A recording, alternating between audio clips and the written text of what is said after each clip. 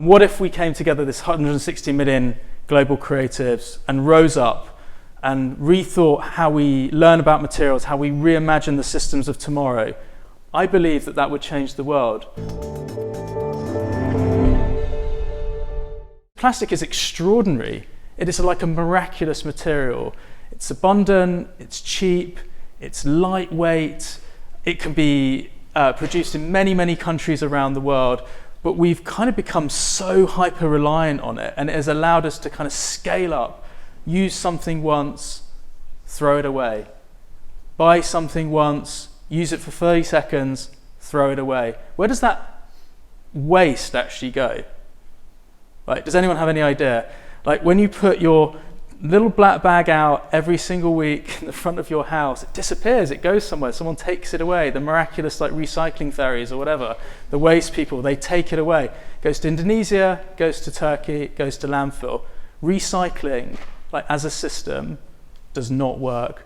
9% of everything that could be recycled is recycled in the UK, I think 6% in the US. Recycling, believe you me, is a system that doesn't work at all. And it doesn't work because it compounds. Every single time you recycle plastic, the toxicity gets worse and worse and worse. And there are rules around why, for example, fresh food, can't be put inside recycled plastic because the toxicity of the materials is so bad that you're not allowed to have that material right next to your food source.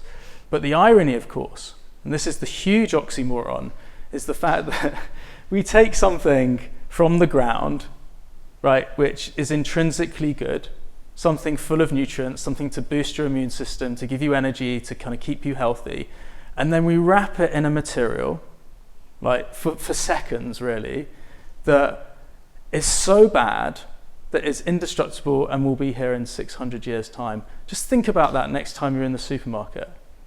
In 600 years, next time you buy a plastic bottle of Evian or whatever, in 600 years, that bottle will still be around.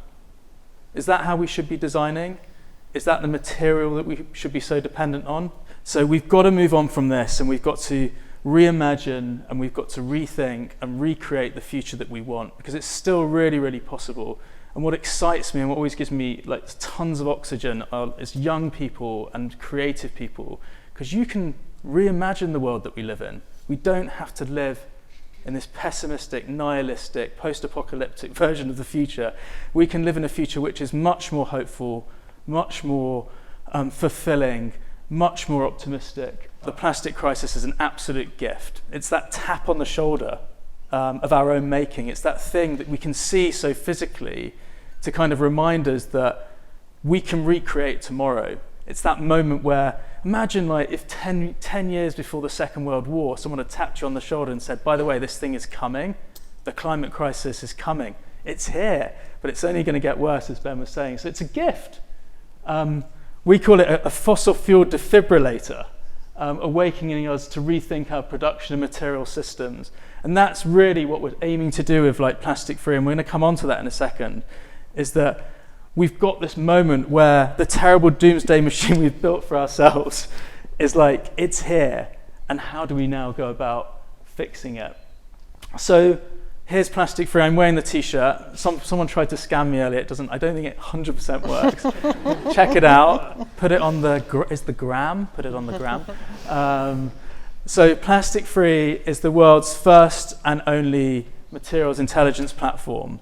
And what if we came together, this 160 million global creatives, and rose up and rethought how we make, how we learn about materials, how we reimagine the systems of tomorrow?